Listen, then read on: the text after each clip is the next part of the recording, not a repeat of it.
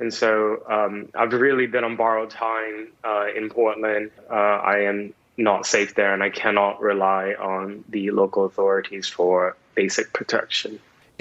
They're perpetually in high school. They never leave high school. It's one big popularity contest. It's all projection, Tucker. I mean, you think about it.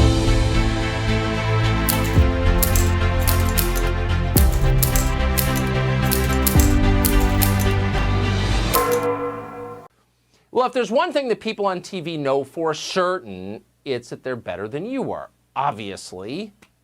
That's the subtext of everything. Over at MSNBC on Wednesday, boy, they stopped pretending. One anchor there and a part-time blogger explained why she's so much better than you. Listen. The thing the right hates the most about Democrats is that Democrats have the culture.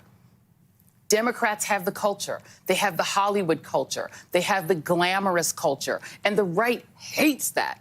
They feel that the culture is too woke, it's too multicultural, it's not John Wayne anymore. There's all of this multiculturalism and wokeness and liberalism, and they hate it, but they also envy it.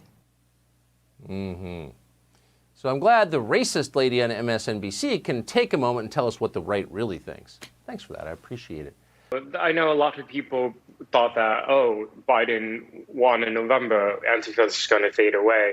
No, if you read their literature, they're calling for the abolishment in the United States. And for several years, they did become sort of informal allies with mainstream Democrats in that they had a shared mutual hatred in the former administration, the former president.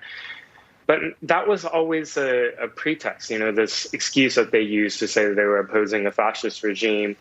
It was a lie. It was just used to mainstream their arguments. And unfortunately, the Democrats played along and fed and nursed what I view as a monster, a beast. And now it's too big to slay, and it's come back to hurt them, actually.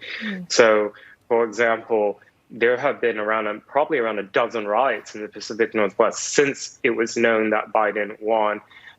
These are people who hold banners that say things like, we don't want Biden, we want revenge. It's all projection, Tucker. I mean, you think about it. We always talk about this. They always call Trump a narcissist, but who's the real narcissist here? That's for sure. Who's the ones who are chasing celebrity? Who are the ones who are worried more about how they look in the public square?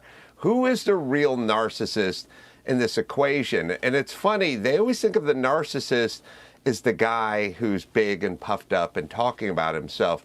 But I realize that I think Joy Reid is a much bigger narcissist than Donald Trump. And in 2019, that violence was literally directly targeted at me when they beat me severely on the streets of downtown Portland. I had a brain hemorrhage. There were no arrests over that. And ever since then, they've been trying to finish what they started. They've been threatening to kill me for months on end now. They've released my address. They showed up to my home, and all of which have been reported to law enforcement and, when applicable, also the FBI, and nothing was done. They look at the entire world like high school. If you really think about the left and you really think about the mindset of the left, they're perpetually in high school. They never leave high school. It's one big popularity contest. Yeah. Joe Biden is the oldest homecoming queen or king in history. It's just one big extended high school. It's like they never leave high school. It's one huge popularity contest. And so I've really been on borrowed time in Portland, and it was important for me to be there to cover the extreme violence that happened throughout last year and still ongoing now. But it's come to a point now where I am not safe there, and I cannot rely on the local authorities for basic protection. So it does seem to me a little bit like you're saying the people in charge of our culture are emotionally stunted and weird. So maybe a lot of what they produce projects from that, like their own neuroses get projected forth onto the rest of us who maybe aren't so neurotic and self-involved.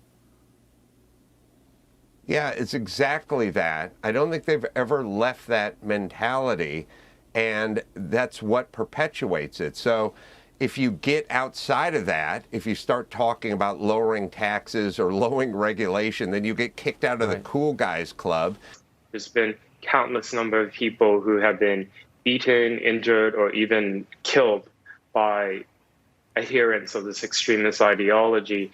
And those people have had no voice. And in fact, actually, the media would frequently turn the victim into the aggressor and make these people out to be at fault, as they did to me after I was beaten.